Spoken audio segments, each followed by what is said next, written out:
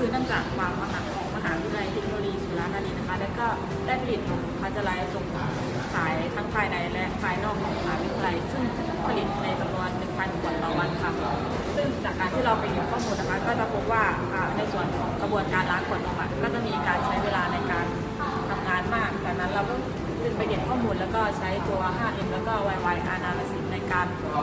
นำมาวิเคราะห์ข้อมูลวิเคราะห์ปัญหานะคะก็จะพบว่าก็จะพบปัญหาในส่วนของก็จะมีการรอเวลาในการล้างการใช้เวลาในการล้างมากแล้วก็ขวดไม่สามารถเข้าสู่กระบวนการถัดไปได้เลยไม่มีความต่อเนื่องในกระบวนการค่ะสำหรับ Objective นะคะก็จะลดเวลาในกระบวนการก็คือให้อยู่ที่น้อยกว่า 2.4 วินาทีต่อขวดค่ะแล้วก็ลดขั้นตอนในกระบวนการค่ะสำหรับระบบนะคะก็คือสามารถล้างขวดได้ขนาด 200 cc ค่ะแล้วก็ไอตัวเครื่องสามารถทำงานได้กับร่วมกับพนักงานทุกคนนะคะแล้วก็เครื่องมีขนาดอยู่ที่กว้าง 120 ซนคูณยาว 210 ซนค่ะแล้วก็เครื่องสามารถรันเข้าสู่กระบวนการถัดไปได้เลยค่ะโดยในส่วนของสเปคนะครับก็จะมีของตัวเครื่องก็จะมีสามารถล้างได้อัตโนมัติแล้วก็สามารถรันไปสู่กระบวนการต่อไปได้เลยแล้วก็ใช้งานได้กับพนักงานแค่1 คนเท่านั้นแล้วก็สามารถใช้ได้แค่กับขวด200 ซีซีครับแล้วก็ในส่วนของตัวข้อจำกัดครับก็คือถ้าขวดเข้าไม่ครบ6 ขวดครับก็คือเครื่องก็จะไม่ทำงานแล้วก็ตัวของคอนเวเยอร์ก็จะทำงานแยกกับตัวเครื่องครับตอนนี้ผมจะมาบอกวิธีการทำงานของเครื่องนะครับแล้วก็การใช้เครื่องในส่วนแรกก็จะเป็นปุ่มอินพุตนะครับก็จะมีปุ่มสตาร์ทปุ่มรีสตาร์ทแล้วก็อิมเมอร์เจนซี่นะครับการใช้งานนะครับก็จะเริ่มตั้งแต่การกดอิมเมอร์เจนซี่นะครับจากนั้นก็ไฟก็จะขึ้นสีเขียวเพื่อให้รู้ว่าอยู่ในสถานะและตำแหน่งที่พร้อมใช้งานนะครับก็กดสตาร์ทจากนั้นเครื่องที่หัวล็อกนะครับก็จะทำการเปิดออกแล้วก็ใส่ขวดเข้ามาพอขวดที่1เข้ามานะครับก็จะนับ1แล้วก็ที่กั้นทางออกก็จะปิดนะครับต่อไปก็ขวดก็จะรันเข้ามาจนครบ6 ขวด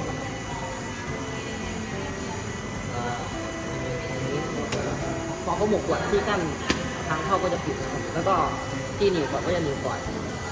หมุนมานะครับไอ้ตัวนี้เป็นไฟแสดงสถานะของปั๊มน้ำนะครับพอค้างสถานะเสร็จก็จะหมุนกลับมาที่สายพานแล้วก็ออกจากกระบวนการครับออกจากกระบวนการครบ6 ขวดแล้วเครื่องเราก็จะรีเซ็ตใหม่ก็คือก็จะวนไปอีกรอบไป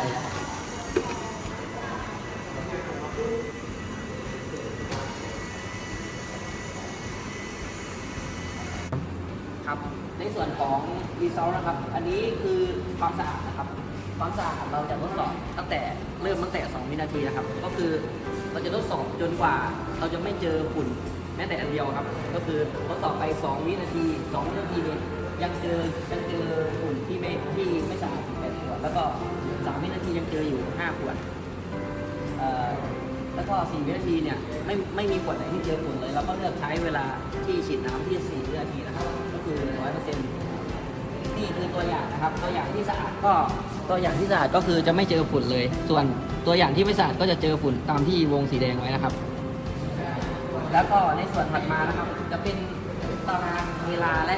การสเต็ปการทำงานแล้วครับของกระบวนการเดิมครับก็คือจะมีทั้งหมด14 สเต็ปแล้วก็ใช้เวลาไซเคิลไทม์ 2-4 วินาทีต่อขวดนะครับส่วนในส่วนของเครื่องเรานะครับก็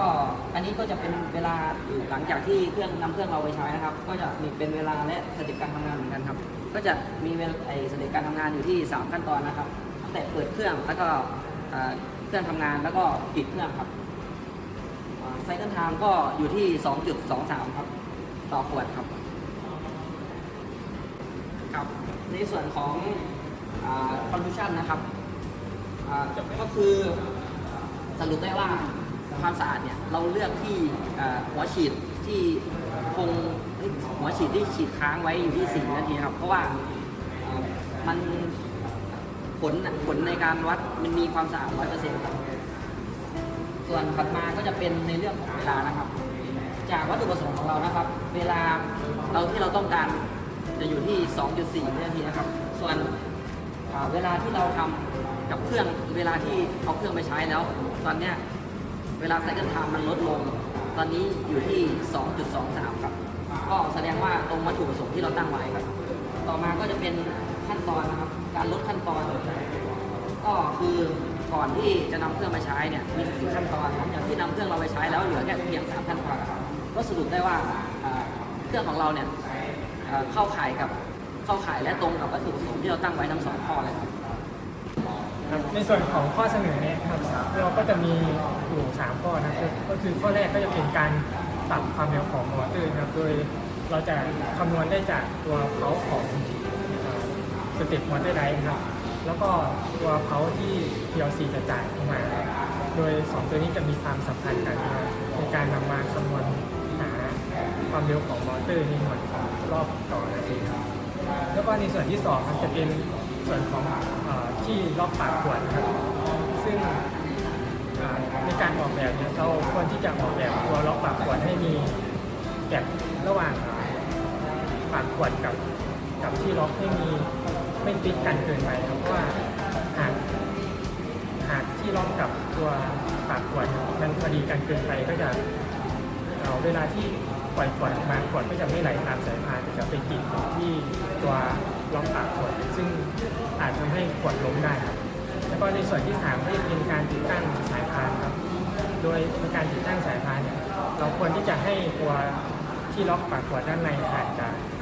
ตัวปากขวดประมาณ5มิลลิเมตรครับแล้วก็ตัวของพื้นสายพานถึงตัวที่ล็อกปากขวดเนี่ยควรมีความสูงที่13